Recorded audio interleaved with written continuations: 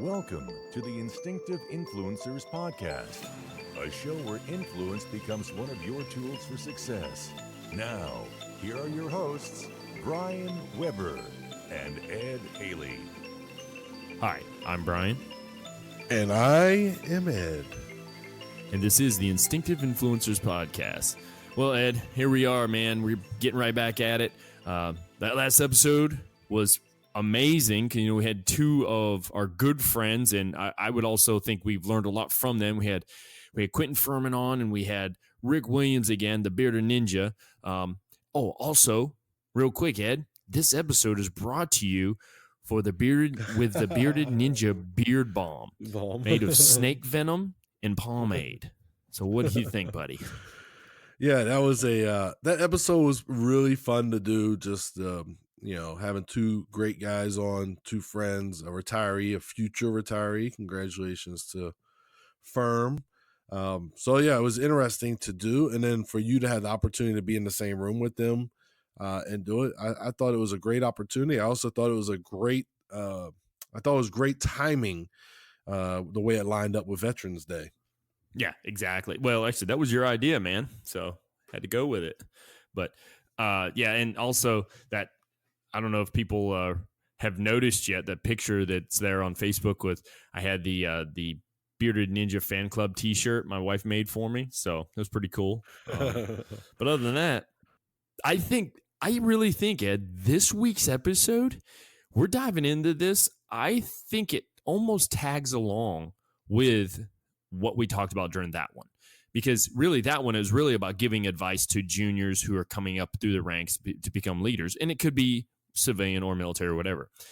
But with this one, I think it just adds to it, wouldn't you say? Yeah, I think these are some tools that could be useful for those juniors coming up. Some good knowledge, some good ideas. It's a reason that we're talking about 6 pillars. Yeah, exactly. The 6 pillars of a successful NCO. But once again, I personally think we can almost play off of that and say the six pillars of a successful person, because it could be anyone, really. They can use this. You can use this advice, period. Oh, yeah. That's what I was thinking, too, as I read it.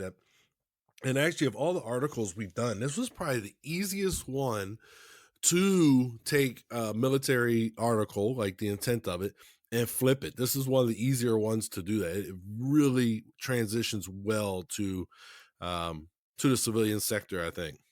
Oh, absolutely, man. And really, I'm gonna dive into this and read the very first couple paragraphs here, because what it does is it kind of sets up the scene for this. But before I do that, what I want to let you know, those of you out there, this is actually an article from something called the NCO Journal, and it was found in the edition of September 2019. So it's fairly new. It's a fairly new article that was done up. And Ed, I can tell you, man, I've been following them on Facebook, and they have a lot of good articles just in general to check out. So I would definitely recommend to our listeners, if they get a chance and they want to find some good professional development reading, they should really check out the NCO Journal, because, anybody can find it and look at it. Yeah, I think that even for our civilian sector folks, I think if you really look at the page, like I said, some of these articles really make sense, and some of them are about the civilian sector. So I wouldn't get scared away from the fact that it's a NCO journal or non-commissioned officer journal. I would still check it out. You may find something very useful there. Yes, absolutely. Well, I'm going to set the scene off by going ahead and reading these first few paragraphs here of what it has to say. I feel like, personally, it kind of hit home with me and also with you, Ed, probably, because of where this speech was given. It was at a basic leader course, which we were a part of, but this is in a different state, different place that it took place. And it's actually by John Hewitt III. He's the one that basically wrote this, but he also was the speech that he gave to these students. So here it goes. On June 28th, 2019, I had the pleasure of delivering a speech to the graduates of Class 007-19 of the Basic Leader Course at Fort McCoy, Wisconsin. As the senior civilian at the 86th Training Division and an 18-year military officer, the faculty at the academy was interested in my leadership philosophy and thought it would benefit the newly minted non-commissioned officers. The following is an adaptation from my remarks that day. I'm not going to provide you a chronological timeline of my accomplishments, and I won't tell you to do things I do not personally practice or believe. And I'm definitely not going to tell you that I have paid off your college loans like Robert F. Smith did at a recent Morehouse College graduation, although that was a shining example of leadership in action. But I will tell you that, like you, I am a work in progress. Today, I will deliver a little message I call B. It's 6 things I want to impart to you before I leave. I find this to be an appropriate message for leaders in today's army for 3 reasons. First, you are warriors, and warriors are lethal. Let's be clear. Your job is to engage and destroy the enemy in close combat. Understanding that, however, we should also remember a few things. Warriors practice self-control. Warriors are agile, adaptive, intellectually savvy, and possess emotional intelligence. That, like good diplomacy, can end wars before they even begin.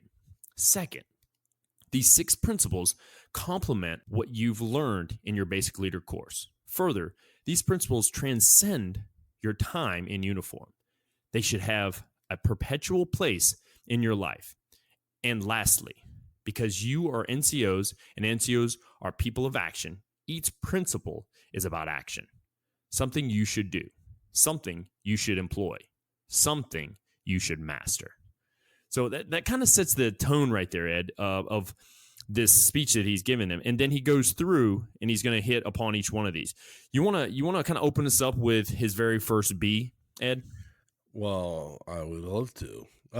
So his first one is be hungry. First, I want you to be hungry. You must possess an insatiable desire to achieve. Passion and motivation are not enough.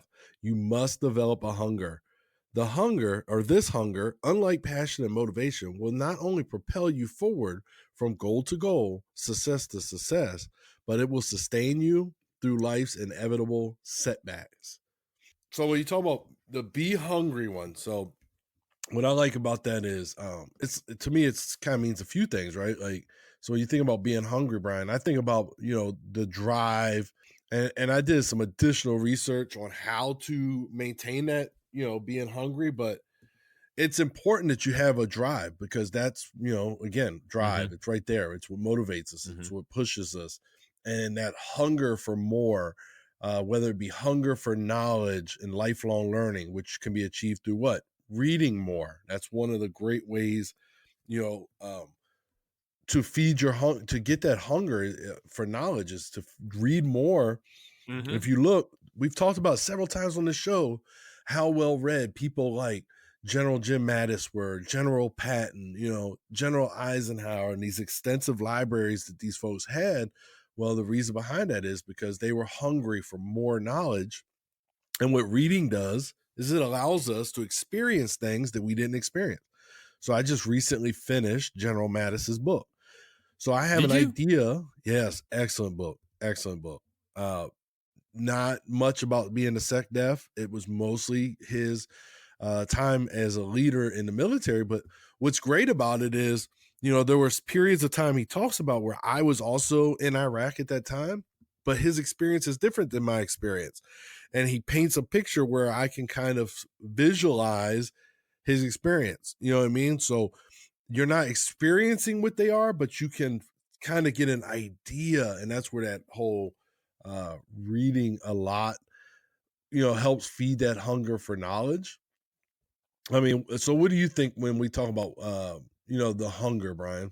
To tell you the truth, Ed, so when I think about hunger, I also think about, to me, it's like a drive.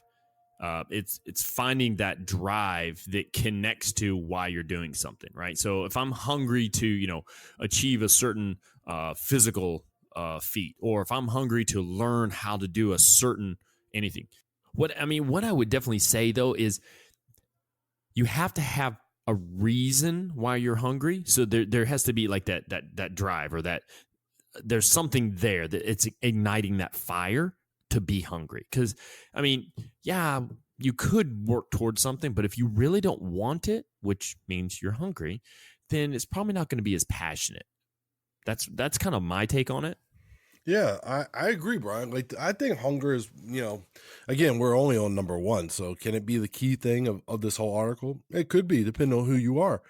And what I liked about it is if you look into it a little, you dive in a little deeper, there's stuff that we've talked about. So we already said the reading, right? So another thing that helps to feed your hunger is humility. We've talked about humility several times, whether it be check your ego or be humble, whatever it is, but humility kind of feeds into your hunger, because when you're humble, right, you think of your success as a journey, not a destination. So for us, our career has been a journey. It wasn't, and there are people that come in and say, I'm going to 20 years and I'm done. But there's something that happens along that, that route. There's a journey. And we're going to talk later on about how things change and goals change. But I think humility is another key piece of keeping that hunger, keeping that fire, that drive going, and staying focused on the future, Brian. I think being hungry is an excellent way to start this article off. Yeah, and and being hungry is kind of like not settling. Like, don't settle for what you achieved. Now, he kind of talks about that a little bit right here. I noticed you hadn't read that yet because it was a quote by a great coach. But he talks about not settling completely. Now, you can bask in the glory of achievements, but at the same time, it's like, okay, now I've achieved that. Set new goals. Now be hungry again. You know what I'm saying? Yeah, I know. So again, let's go back to us. So you get promoted to sergeant. Well, that's an achievement. But is that the end? No. So you enjoy that moment, and then you start focusing on what's next. A lot of times we tell our young leaders, don't focus on what it takes to make the next rank. Focus on what it takes to make the one after that. Let's start building, why wait till, okay, now I'm trying to get promoted to sergeant. Now let me start taking college classes or what have you. So, and then the coach remark that you talk about is, according to Bill Belichick, I'm not reading all the other part, if you sit back and spend too much time feeling good about what you did in the past, you're going to come up short next time. So that's, yeah, great. Brian, you're master sergeant. Great. What's next? All right, let's put the diamond on you. Let's make you a first sergeant. But if all you ever focused on was, I'm a master sergeant, that's, I'm happy here, then, the next time when you get considered for sergeant major, you're going to come up short because you're not going to have that first sergeant time. Mm-hmm. Yeah, absolutely. And the part that you didn't read, I'll go ahead. It says greatest NFL coaches of all time. One of the greatest. I didn't want to NFL read it so, because it seems like all his championships have some kind of controversy behind them. So I didn't want to really say, is he really one of the greatest? It's a lot of controversy. Yeah. So yeah, it's haters. That's all. Oh, it's just haters. Well, there's proof, yeah. But okay. He does say, do not allow current success to dampen your desire for more success. You do not have all the time in the world, so be hungry. I like that. I like that idea. It's good to celebrate. It's good to celebrate something. You achieved this, but now what are you doing next? What are you going after? What are you going to continue on for? And that kind of reminds me of the idea of, Ed, have you ever met somebody, say, who is elderly, who's older, much older, and they seem to not ever quit working? Yes, my uncle Buddy, absolutely. He's 80. Is 80 some years old? He still tends a farm almost by himself. And I bet you he's probably still strong as an ox. Probably still gets out there and does the things he was doing years ago. Absolutely. Yeah, exactly. And that's part of that. That's that hunger to continue on. That's what he has.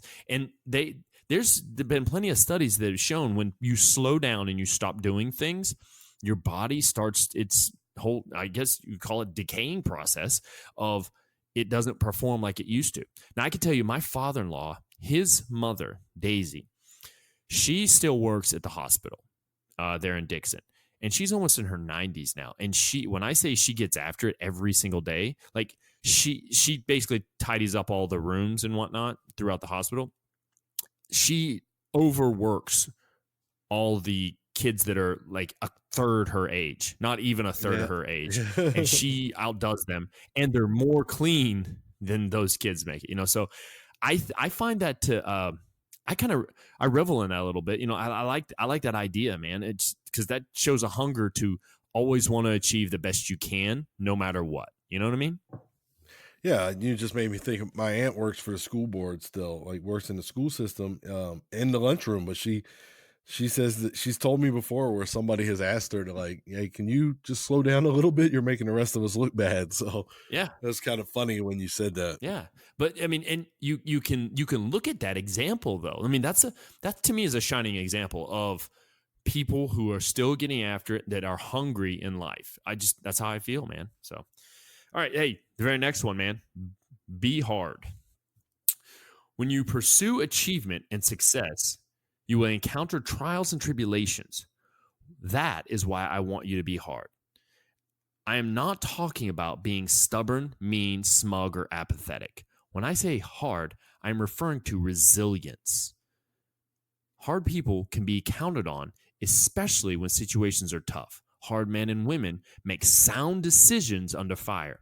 They're not easily swayed by distractions. They do not crumble at the first sign of adversity. According to research, when you view challenges as an opportunity to learn, problem solving, and increase confidence, you move closer to building long-term resilience. So be hard.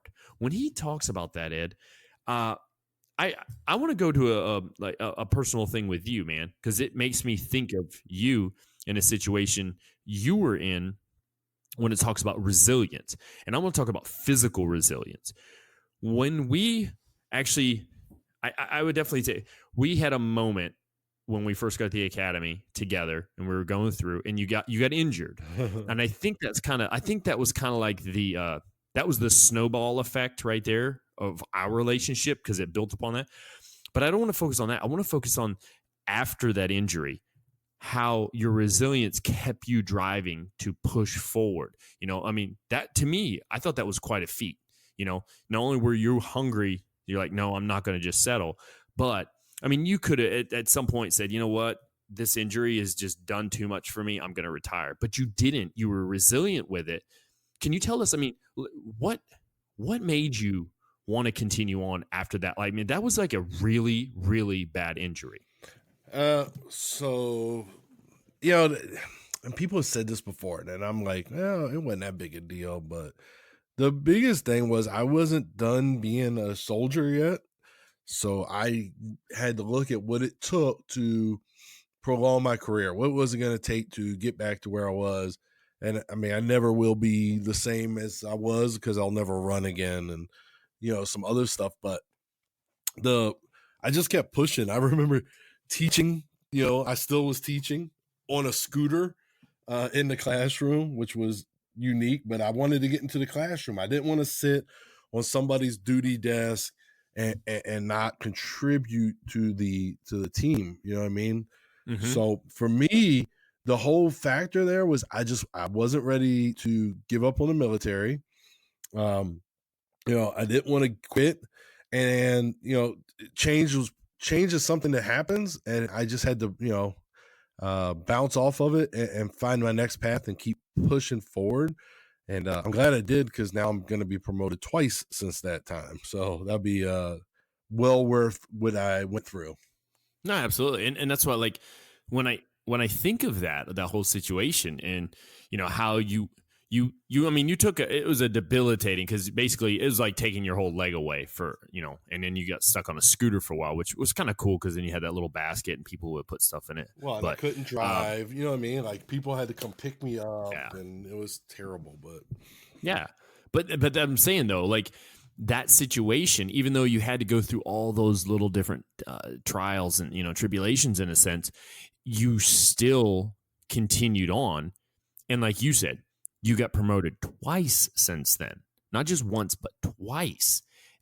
You could have retired, but you decided you didn't want to. And I think that's that part of that. That's that resiliency that you had of, I can do this still. And you were still hungry, as the very first one we talked about. So I think personally, that resiliency thing, I think that's what makes us who we are. I really do. Like we Yeah, talked about resiliency multiple times here, and I feel like resiliency builds us into the characters that we are, and it helps us develop, just like we had a few episodes back when we talked about charisma. I think resiliency helps that. What do you got, man?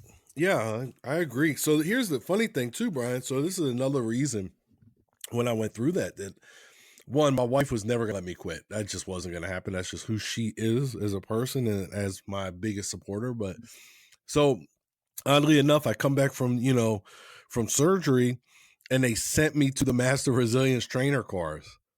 And I think that they sent me because there was nobody else available, and at that point they weren't going to let me teach on the scooter.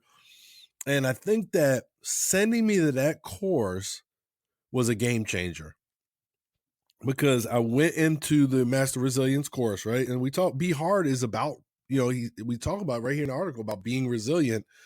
Well, in that course, you learn stuff about, putting things in perspective. So initially, yeah, I thought my career was over. I was going to get kicked out the Army, go to this course, learn about putting things in perspective, learn some tools to do that. And I think that assisted me. And then, it made me realize that that what was going on in my life was not something I couldn't overcome. I mean, I wasn't even back to work yet after surgery, and my wife was taking me to the gym and helping me lift weight.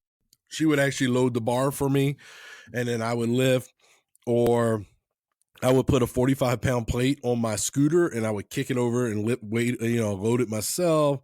So just that drive and that not give up mentality that I learned through the MRT course. So I think that, they sent me just to check a block and fill a seat, but I think in reality, they may have prolonged my career by sending me to that class. Ah, that's awesome. I mean, it helped you. It helped you grow in a certain way. One other thing that I wanted to hit upon about, during this piece of the article about being hard, and it was about resilience, would be, did you noticed recently about Kevin Hart? He just finally came out about his whole accident that he had. Yeah, my wife was just actually watching some of his videos for him rehabbing. Yeah, I was too. And he makes a comment in one of those videos, and he basically says that he's like, you never know when it's your time, so you got to live every day like it's your last. And to me, it's like, that is exactly right. Like, live every day like it's your last. Just go after your goals, go after things, and be resilient from the things that have tried to knock you down, and you came through on the other side. Now, I mean, maybe somebody they're going through something right now. Maybe they're in the middle of that and they don't see that light at the end of the tunnel. Well, what I can say is there is a light at the other end of the tunnel that you can get through this.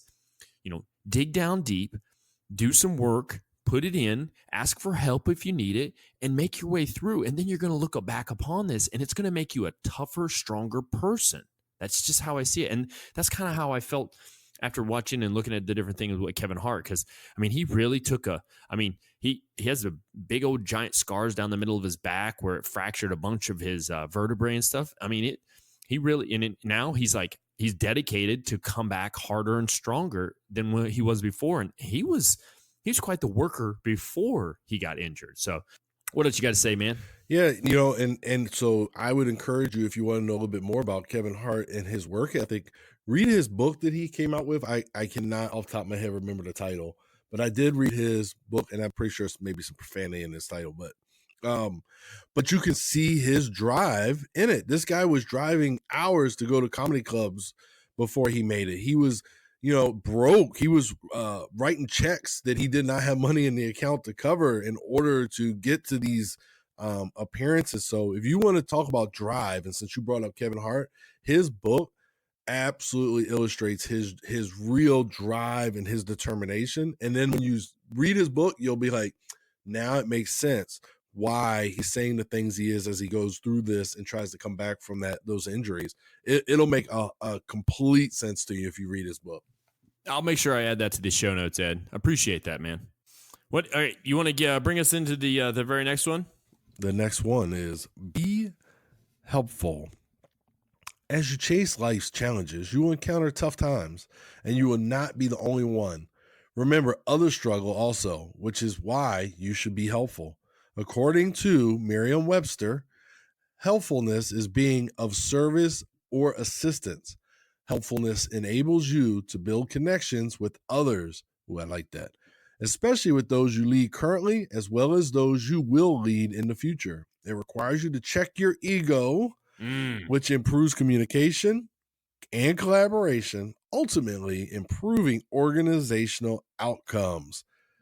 Man, we did a whole episode on this almost. So I said the one thing that really I like that builds connections with others. So that is leadership capital, I'm pretty sure.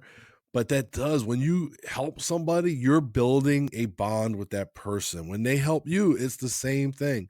And then, just like we talked about a couple episodes ago on the Charisma is Warmth episode, right? If you ask for help, you're also building that genuine connection with that person, Brian. So be helpful is that's all right. I really like where the author's going so far, Brian. What do you think about being helpful? I love, to me, I had I had that Jocko moment, that flashback where it's check your ego. It literally says it requires you to check your ego, which improves communication and collaboration. Communication and collaboration. Those are key elements to any type of relationship building, period. And along with that, checking your ego. When you mentioned, and you were actually mentioning about, asking for help and giving people help, as I was thinking about it. I was sitting here thinking about what to say, and you said it exactly. But at the same time, I wanted to throw in there, if you give somebody help, don't expect something back. Just do it. Just do it for your good graces. Just help somebody and don't expect anything back. I've talked multiple times about Gary V before, Gary Vaynerchuk, and that's one of the things that he hits upon. He's like, karma will come around sooner or later for you. But that's not the reason you should be doing things to help people. Yeah, if you give away free information, you're doing it to help other people become better. And that's, to me, I think that's a solid key point about being helpful is I'm doing it for you, not for me. I'm doing it for you. That's the whole point. But, and then checking your ego, man, I'd almost feel like, Ed, that we would, be tagging along too much of what Jocko does say, because I think we could actually do a whole episode about checking ego. And I guarantee you, between you and I, we probably have more examples about checking ego, whether it be a personal or people that we've dealt with in the past. Yeah. And I think it's easy in the military to have people who have a problem with checking their ego, right? Because I have more rank than you, so I shouldn't be taking advice from you, or I shouldn't be asking you for help because I have more stuff on my chest than you do. And that's an ego issue, right? Like, if you don't know, you don't know. And so you have to ask for help. And that's where that whole check your ego comes in. So when he says be helpful, like I said, I think it goes both ways. Be helpful and be willing to ask for help. Just goes together. Yeah. In the very next sentence, Ed, I specifically remember saying these very words to soldiers when we used to work at BLC. He says here, so when you get back to your units, identify areas of improvement and consult with your immediate supervisor and take on the responsibility of improving and sustaining those efforts. How many different times? I mean, I guarantee you probably did the same thing. I know I said that probably every cycle where I tell, hey, take this back to your organization. But at the same time, Ed, I have to admit something here, man. I was an NCO at one point that was sending people to BLC. This is long before I ever worked there. And I was sending them, and I want to say it was WLC then. And they would come back, and they would try to throw out all this stuff, information of like, we should try this. And I would kind of shoot them down. This was during my toxic years. And I would shoot them down. And now I think about it, I'm like, man, I was such a hypocrite. Now I've completely flipped that, and it's like, no, hey, bring that information, bring that new stuff. Let's teach everyone. So I'm glad I was able, personally, I'm able to recognize that and be able to move forward on it. But I would definitely tell anybody out there that's listening, if you have somebody that goes off to a class, a school, any type of developmental program that's going to help the organization, whether it be military or civilian, when they come back with new ideas, try to involve that. Because if you can, I mean, what's it really going to hurt if you're trying to improve it? I don't think it's going to hurt. Now, if they come up with this idea that's going to cost like tons and tons of money, and it's not going to make, bang for the buck. I got that. But at least listen to them and then give them options. You know what I'm saying?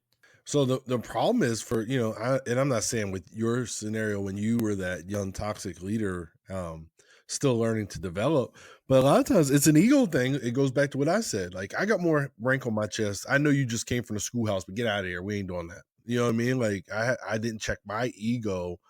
I think the other really important part, so, he gives a little scenario, but after that, beyond just your immediate unit, get out into the community and improve it.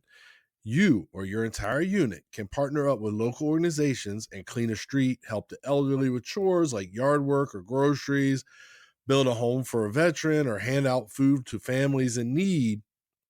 That helpful to me is something that you just don't see enough of in the military.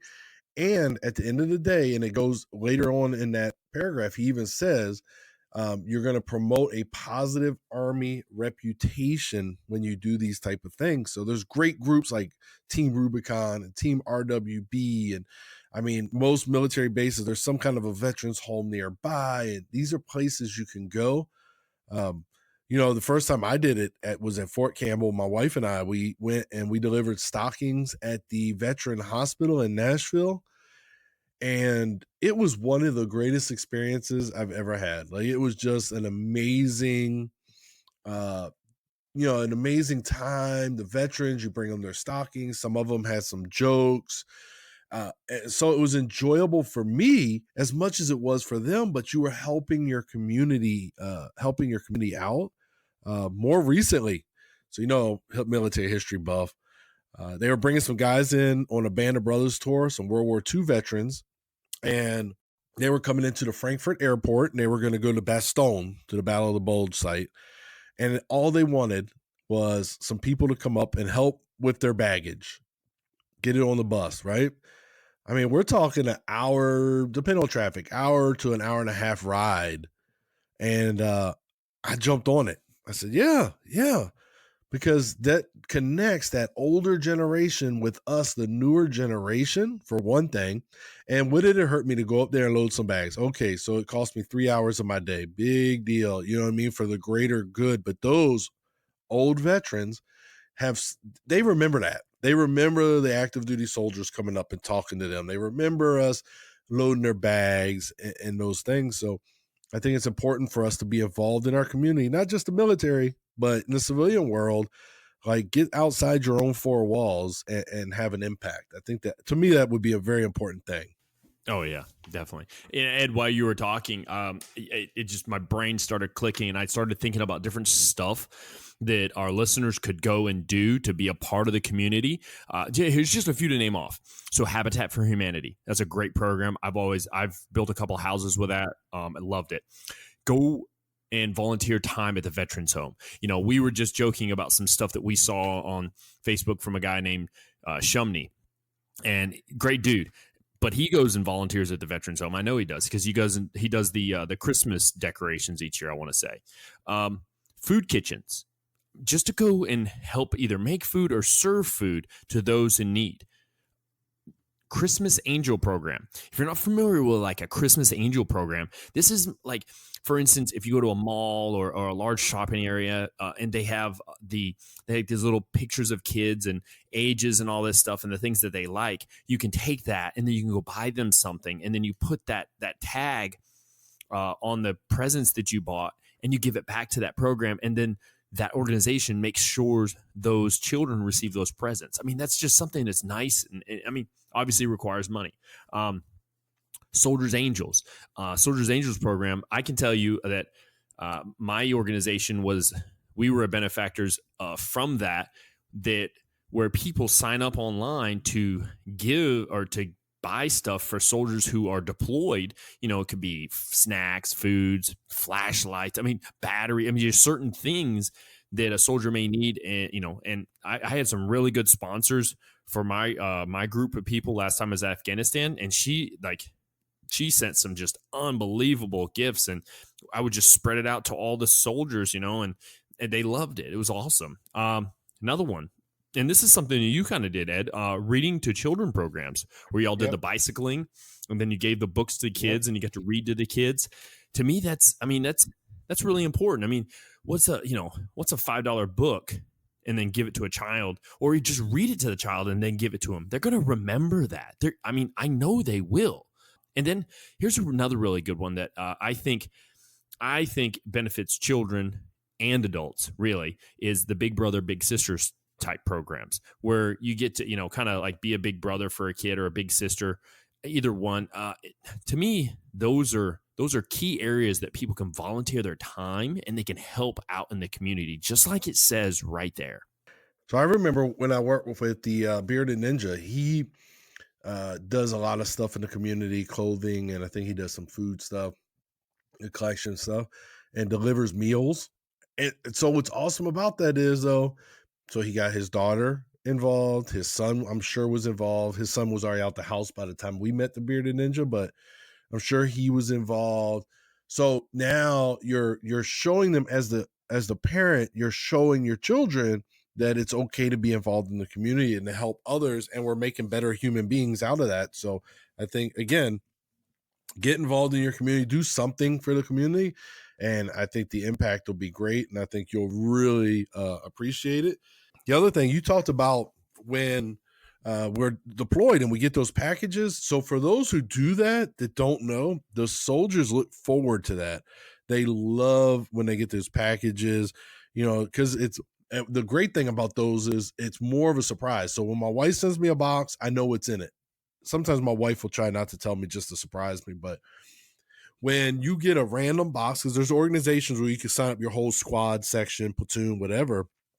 It's like Christmas. Like, you have no idea what's in there. It's so exciting.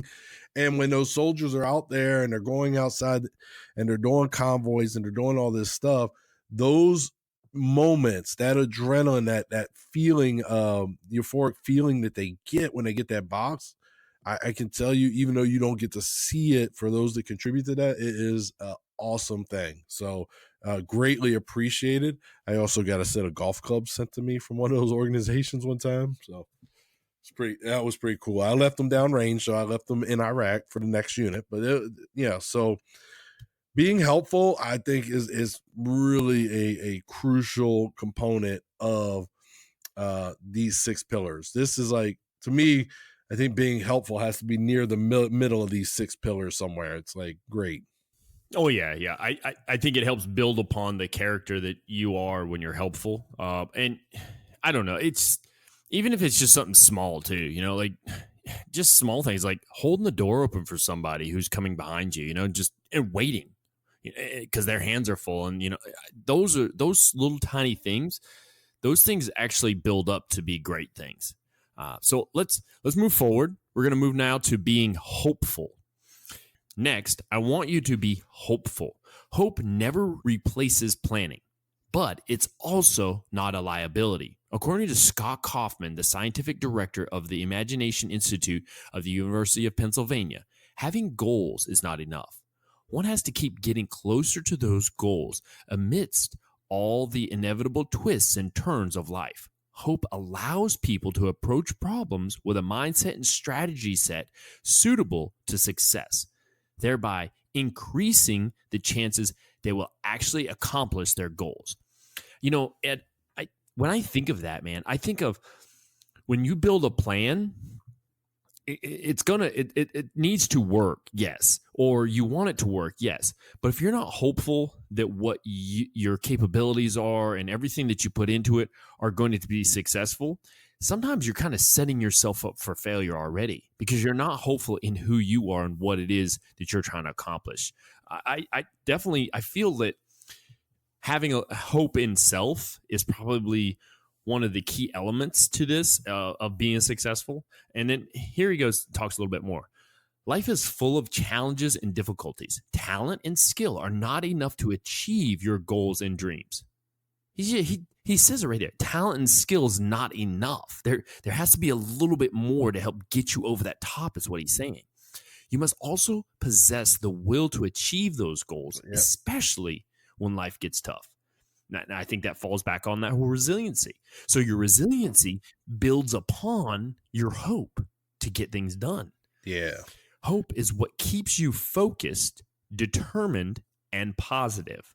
Oh man, I'm telling you, like that's one of those things that, so right now I'm away from my loved one, my family, my wife and 2 children or 3 children. There's that, I know I'm going to go back to them, but there's also that hope that's involved in there, that, I can't wait to get back to them and we can do things together and stuff.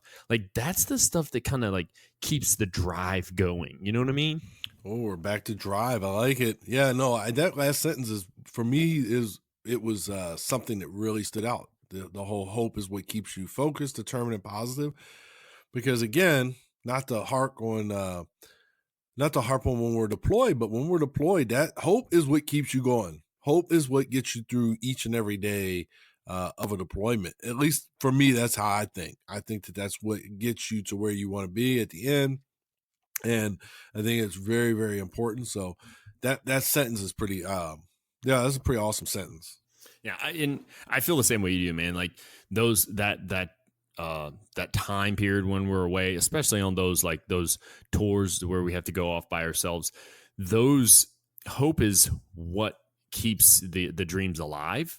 And it's not that you don't think you won't make it through to the other side. It's just the ideas of what you want to do when you get done with that. That those are the small things, the small pieces of hope that really help me kind of push forward and keep going, is that I wanted, I can't wait to get back to do this or do that, and it's the hope inside that I get to go to, for instance, we're going to head to Colorado when I get back, and we're going to go out there.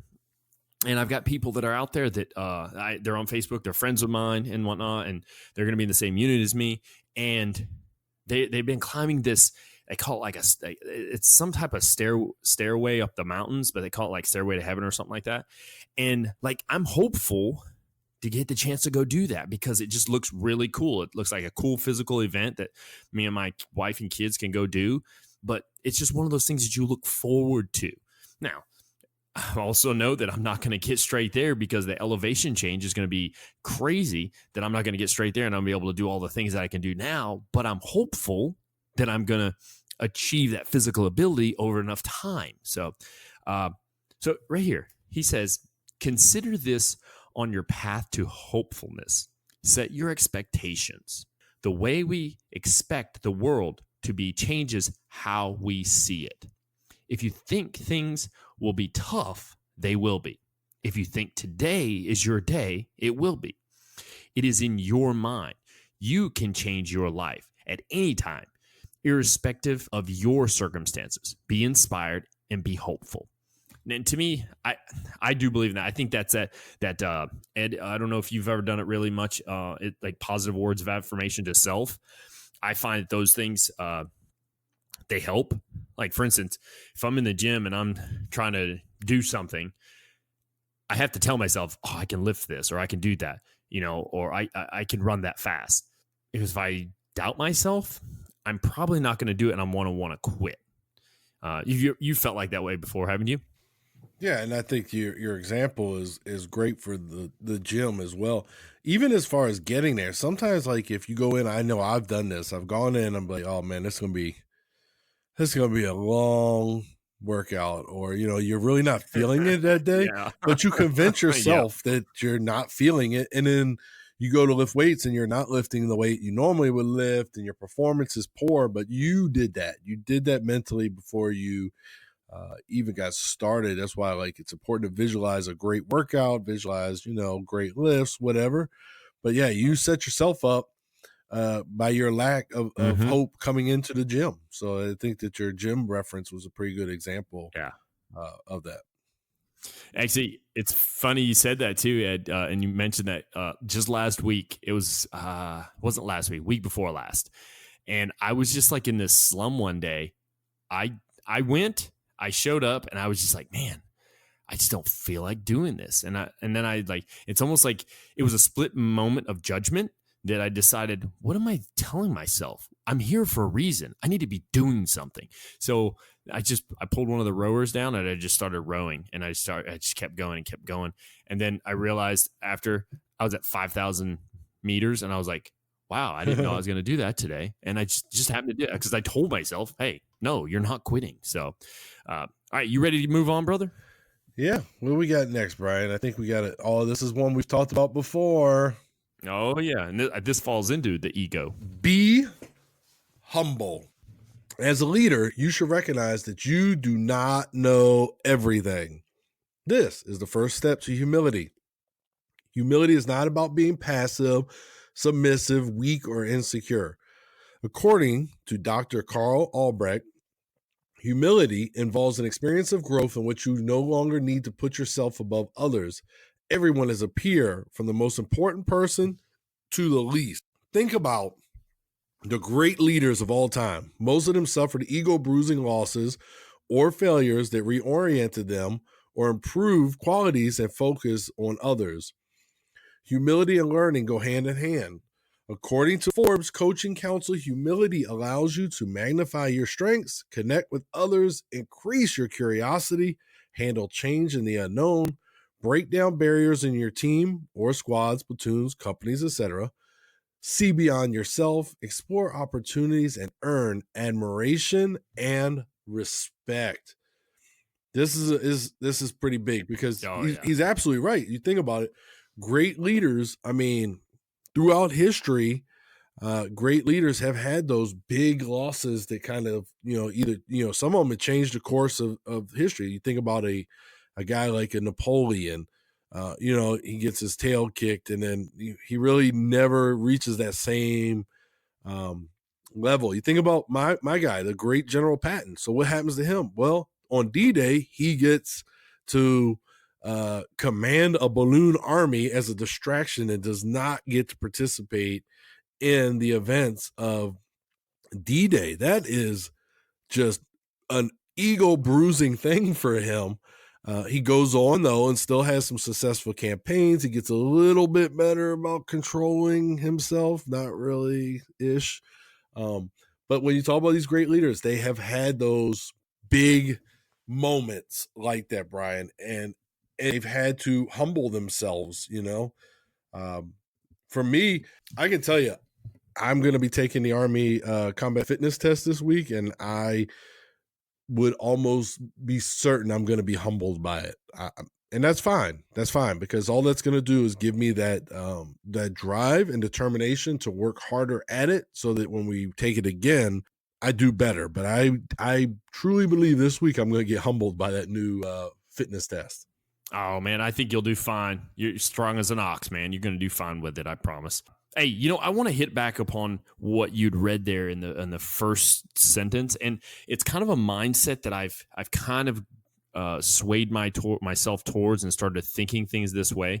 And I mean, and people can use this in all types of realms. It's just how you use the wording. I truly believe, Ed, that when we're talking about individuals, I think words mean something, and how we describe people really means something. Because right here, he said, involves an experience of growth in which you no longer need to put yourself above others. Everyone is a peer, from the most important person to the least. So, for instance, I don't like to call lower enlisted anymore. I call them junior enlisted because they're just junior. They haven't been around as long. I don't like to say the E4 and below because I don't feel like anyone's below me. Instead, I'll say the private through specialist. The higher ups. I don't like to refer them as higher ups. I like to refer them as the seniors because they've been around for a little while. And I really believe that those words help characterize their position, but also it's more inclusive. I don't feel like it sets people apart. It doesn't sound as negative. Some people may disagree with this. For instance, we have people who failed to meet the standards of the APFT. And I don't call it APFT failure PT or PRT or anything like that. I just call it first sergeant PRT. And these group of young men or women, they go and do PT with me. And the funny thing is we've had a really good success rate. Commander comes out there with me every day too. So it's usually him and I, and then we have a couple of good, real stellar NCOs that help us out. But we make them feel, I would say, better about who they are and their capabilities. I don't know if you remember this much, Ed. Back in the day, when people and I used to be one of those people. Remember, I mentioned toxic. Back in the day, if you failed a PT test or you were overweight, it was almost like people made it a point to make your life miserable and dog you out. Oh, yeah. Because they wanted you to fear being a part of it. And I'm doing air quotes to the point where you'll really achieve hard. I don't feel that helps. I really don't. I think if you make if you make them feel included into the group and that they're physically capable and you help build them up, I personally feel, and I've seen it, I can tell you right now, when I started my program, we had 10. Now we have, of the 10, the original 10, only 2 still there.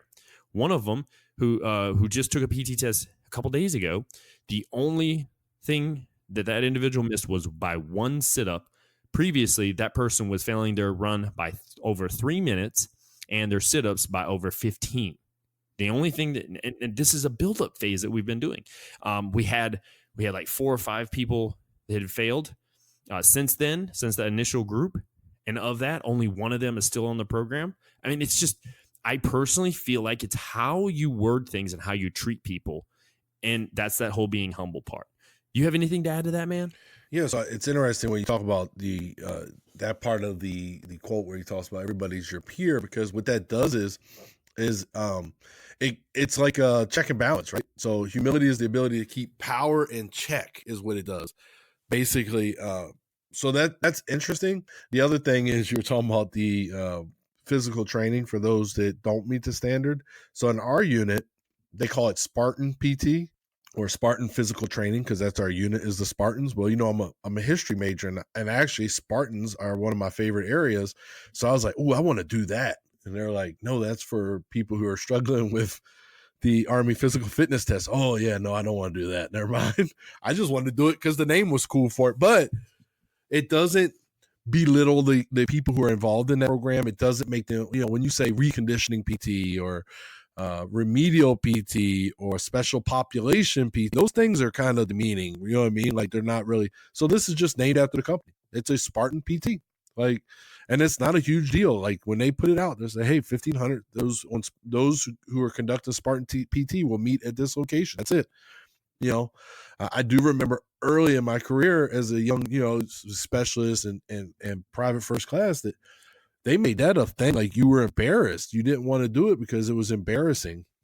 And granted, at different time frames, like in the 80s, that worked. But this ain't the 90s either. So I think that's one of those things that you just kind of look at. But yeah, and being humble, it's a lot of great things that come from being humble, Brian. One thing is, if you're humble, I think that as a leader, if you're humble, you're going to build a stronger connection with those that work with you and for you, which then in turn makes you stronger. I think it makes you look like a stronger leader that you're humble.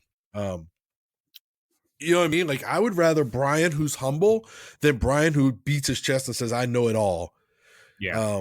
Yes, and that goes back to the ego thing. That's sometimes people have a hard time swallowing that pill that you do not know everything.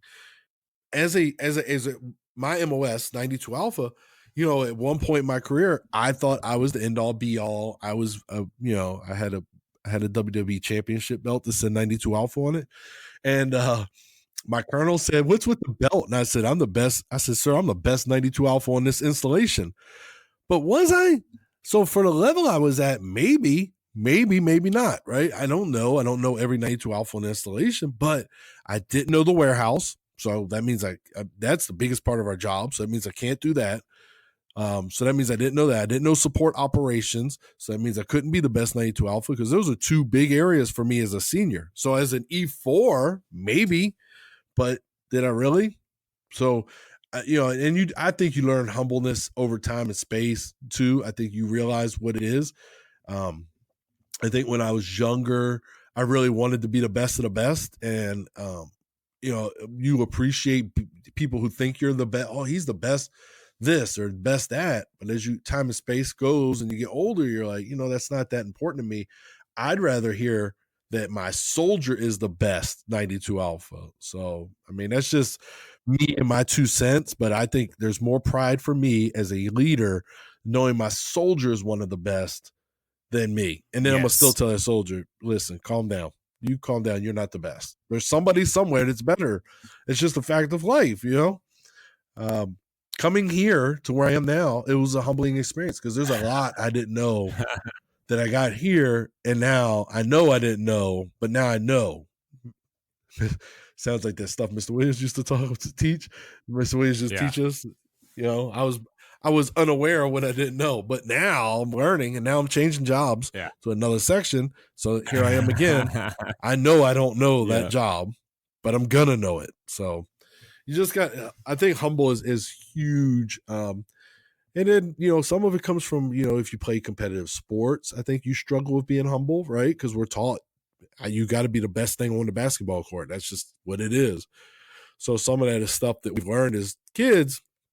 And I'm not saying it's a terrible thing. It's just, I think it's better to be humble early, learn, and then realize it's not that important to be the greatest. Good point, man. I'm gonna have to ask you to read this last paragraph there under the humble thing, because I really believe that what it says here, we have talked about these very things, exactly these things, on multiple shows, and it's almost like it reiterates the ideas behind being an influencer. It really does. You want to give that to them real quick? I absolutely do, Brian. Learning is truly about humility. Consider these actions on your path to humility. Listen to others attentively and actively. Do not rush to get your comments in. Be helpful as well as ask for help. Don't be prideful. Make it a habit to say thank you. Wow, I think we talked about gratitude. And remember, you do not know everything, nor do you possess all the skills and talents to do everything yourself. So be humble. So I have something to add to this, Brian, that I wanted to throw in here while we're talking about, not knowing everything, right? So this is a quote from the great Hal Moore. To be a leader, you must be willing to be a lifelong learner. The leaders who fail are those who think they know everything or that they have nothing left to learn. They resent having to learn something new or adapt to a new situation. So this plays into humility that we talked about today. I think that it plays into some of the other stuff that we've talked about today, but this is Hal Moore talking about, like, you do not know everything. And I think that's critical in being a great leader, Brian. That's what I personally believe. I know that's something that you believe in as well. So I think it's important, Brian. Oh yeah, man. I tell you the truth, Ed, I really wish that I was interested in this type of stuff when I was younger, because it's just like you said earlier when we were talking. You're like, man, I wish I would have been powerlifting a lot sooner in life, because you would be a lot stronger and you'd be more knowledgeable. I feel like that too, like when it comes to just these ideas and how to go about things, and the fact that we're trying to push the idea of lifelong learning all the time and try to learn from others, and to have that humility, lose the ego, all that stuff.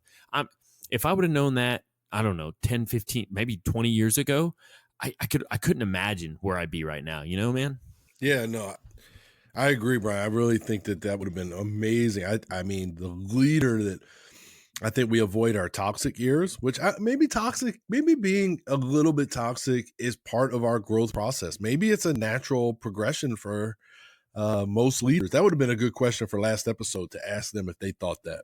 Yeah, I think you're right, brother. All right, so hey, let's we got this last one. It's going to round out this 6 pillars of success of a successful NCO right here.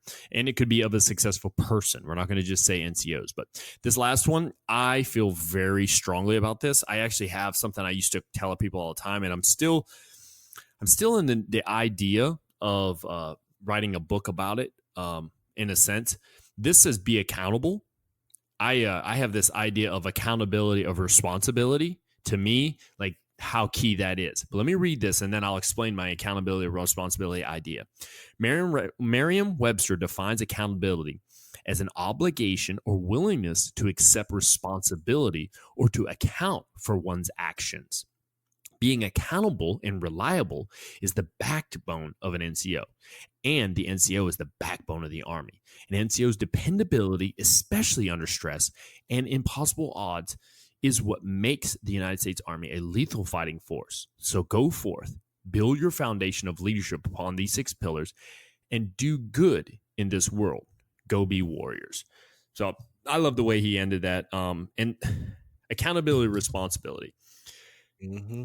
That's that ownership. That's that extreme ownership that you've heard us talk about multiple times, that we talk about with Jocko and Leaf and their book. But it's the idea of, if it's yours, then you own it. You take it on like it's yours and no one else's.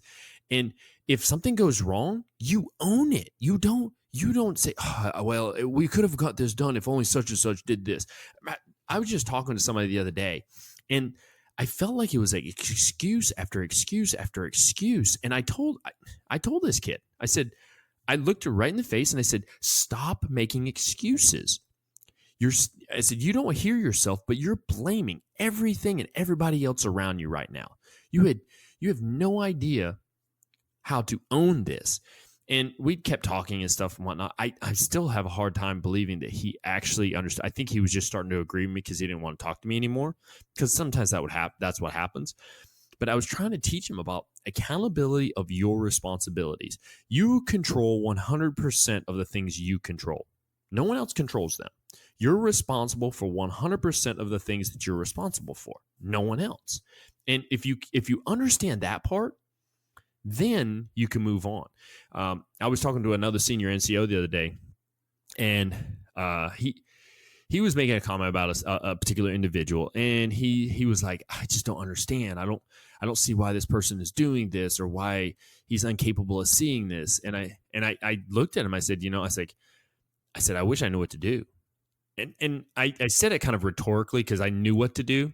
I needed to just assist the individual and be there by their side, because obviously I don't think they were grasping on what we were saying. But he was very perplexed, so to speak, about that person. And it even came to the point he's like, because obviously in our line of work, we get involved in everything, personal life and work life. It doesn't matter. It's all we have to. That's what we have to do. That's how we keep the fighting force that we have. But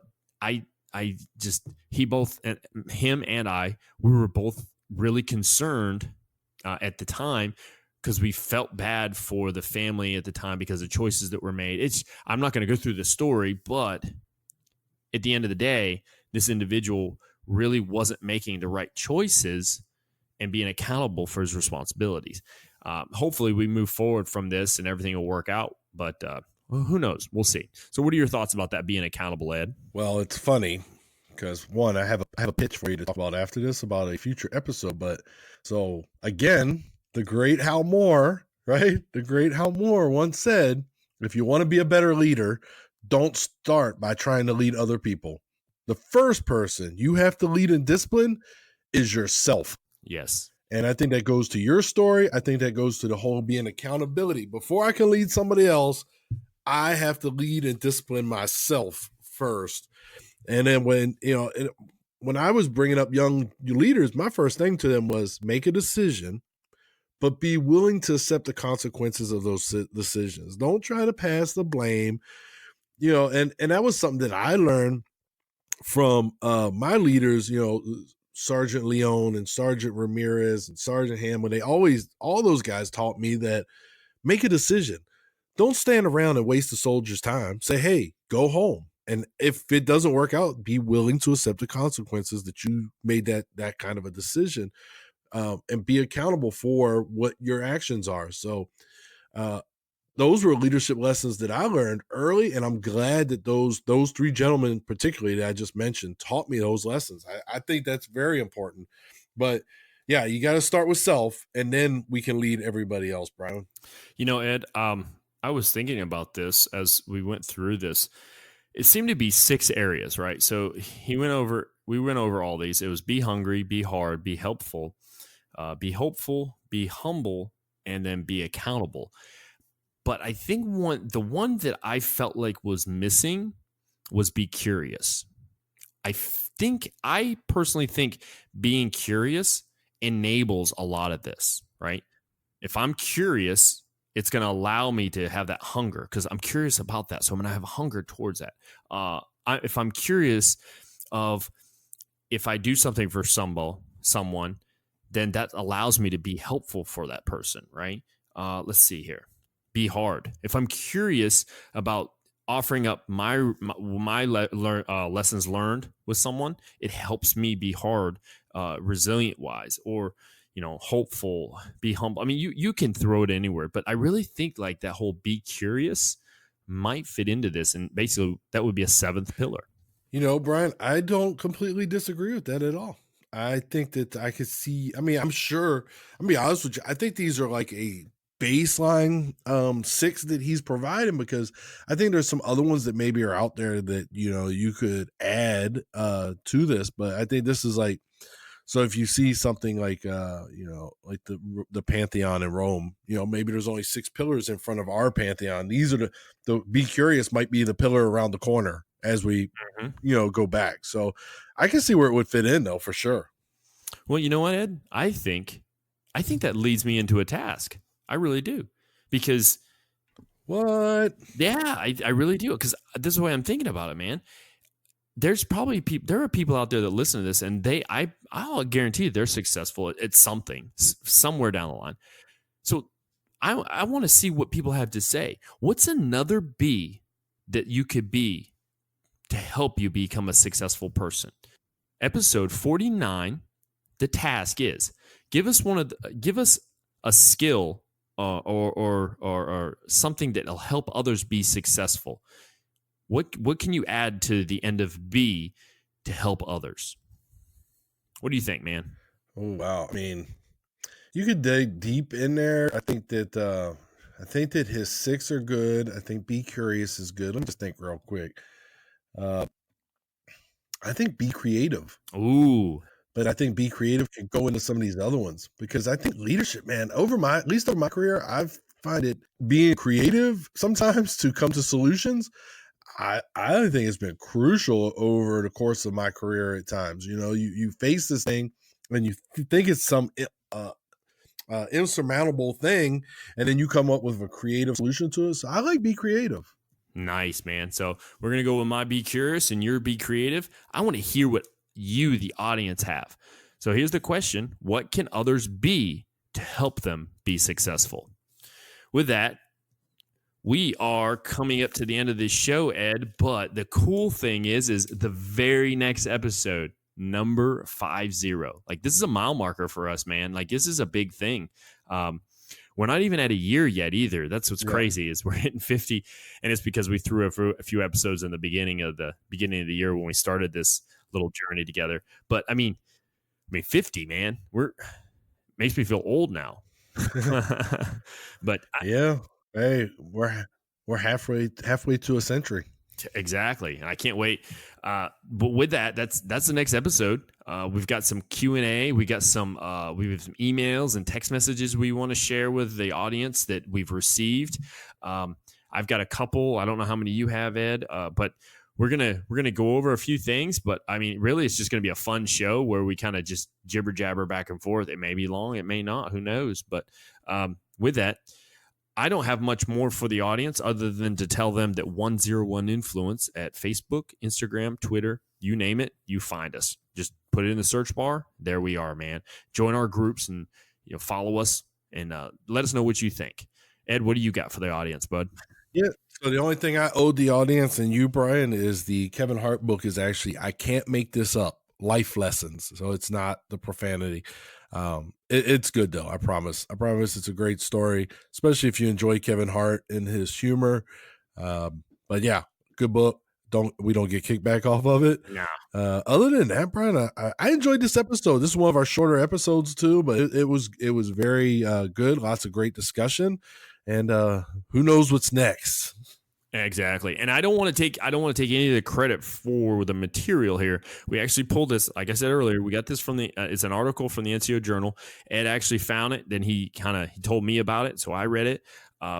And I would tell you that this is not the much like the other website that we like to find things on with from the Green Notebook. The NCO Journal also has really good information that can help anyone. So give it a try, check it out, see if there's something out there. If you see something that you like, shoot it to me or Ed. We'll check it out. Maybe we'll do a show on it. Who knows? So with that, Ed, I think you're right, man. This was a good show. I enjoyed it.